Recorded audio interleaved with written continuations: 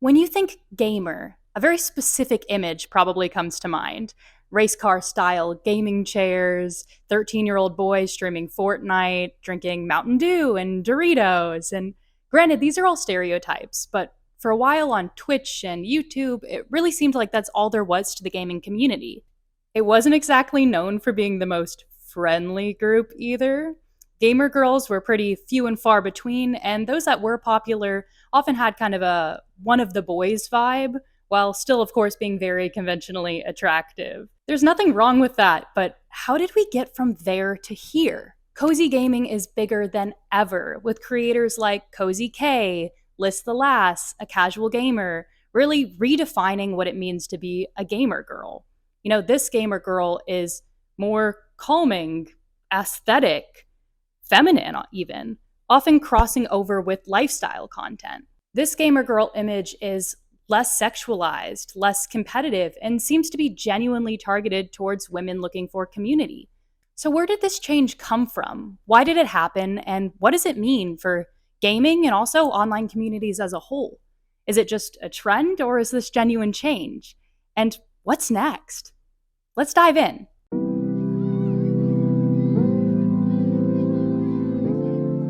You can't talk about cozy gaming without talking about Nintendo, and also, of course, the console of choice for cozy gamers, the Nintendo Switch. But I actually want to back things up a bit and look at a case study for the DS and the Wii. So let's think back to 2006. Hannah Montana has just hit Disney Channel, Facebook opened to the public, and gaming went HD. The competition between major gaming companies is harsh, and the formerly popular Nintendo is struggling to keep up with sales now that the PlayStation and Xbox have been released. Both of these consoles were able to successfully position themselves as more mature and hip. M-rated games are in, and Mario just isn't fitting the bill anymore.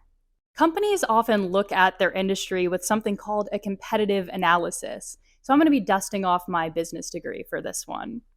So basically, this was the gaming landscape. So you see, you have these two spectrums here. You have low cost and high cost, and then you have low tech and high tech. A business wants to try and fall somewhere on this line here. So the PS2 is high cost, high tech. Xbox reduces both of those, a little bit less expensive, a little bit less impressive tech. But Nintendo doesn't really know where to fall here. To successfully compete, Nintendo needs to fall somewhere on this line, and they could make themselves less expensive, but the issue here is that the target audience at this time for gaming didn't really care about the high cost of consoles.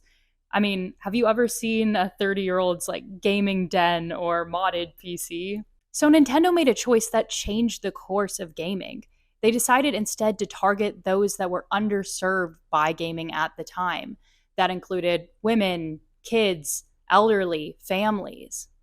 The Wii might not have supported HD gaming, but it was like half the cost of a PS2, offered in-house family games, and came out right in time for the holidays. Quote the case study. Overall, rather than keep fighting for their share of the traditional gaming market, Nintendo bet on casual gamers, and man did it pay off. The Wii was everywhere, used for family game nights, play dates. My elementary school actually used Just Dance on the Wii as part of our PE curriculum. And because of this widespread popularity, many girls were introduced to gaming. I became Pokemon obsessed, playing every game I could get my hands on my little pink DS. But as these girls grew into women, there weren't a whole lot of options. We weren't encouraged the same way as our male counterparts to move on to Xboxes or PlayStations. So, in a way, we kind of just aged out of gaming. Well, kinda. Statista has continuously cited that half of gamers are female, and this is actually a very controversial take because it's counting mobile games, which many don't see as real gaming. But whatever your take is on mobile games, it shows that women were making that switch to a casual gaming platform long before the Switch and were an underserved audience for gaming. Us, that just might have looked like Candy Crush. Then came the gamer girls, streamers who were feminine in a very video game character-esque kind of way, with bright wigs and a pink setup. The message from this group was often girls can game too, but a lot of the focus was on proving this to men, which, once again, there's nothing wrong with, and it made a lot of sense at the time. But the target audience really was still men. And the girls with the most dreams were typically heavily sexualized. It became the dream to have that hot goth gamer girlfriend, but when did it become the dream to actually be the gamer girl? When did it become female focused? Enter the Nintendo Switch and the COVID-19 pandemic. The Switch released in 2017, but really took off during lockdown. Nintendo sold 28.8 million Nintendo Switches during 2020. And the reason for that is pretty obvious. We were trapped inside, there was less to do. And the cozy gaming movement really caught traction with the conveniently timed release of Animal Crossing New Horizons. I mean, it was a literal island paradise escape in a time where most of us were struggling. It was easy to play, calming, not competitive. And for a lot of us who played the DS or Wii, Animal Crossing as a game was also very nostalgic. At this point, a lot of us were years out of the gaming community and were being pulled back in. My mom racked up hundreds of hours in Animal Crossing, and she would have never considered herself a gamer. She joined online communities so she could buy and sell turnips. I think she's a really clear representation of this turning point. Community has started where gaming is accessible, casual, wholesome, cozy. So once the flame was lit, where did it go? Well, it spread. New players entered the content creator space with a female audience, declaring gaming as a cozy hobby that one could do after work. The gamer girl became instead this image of a millennial woman relaxing after her 9 to 5.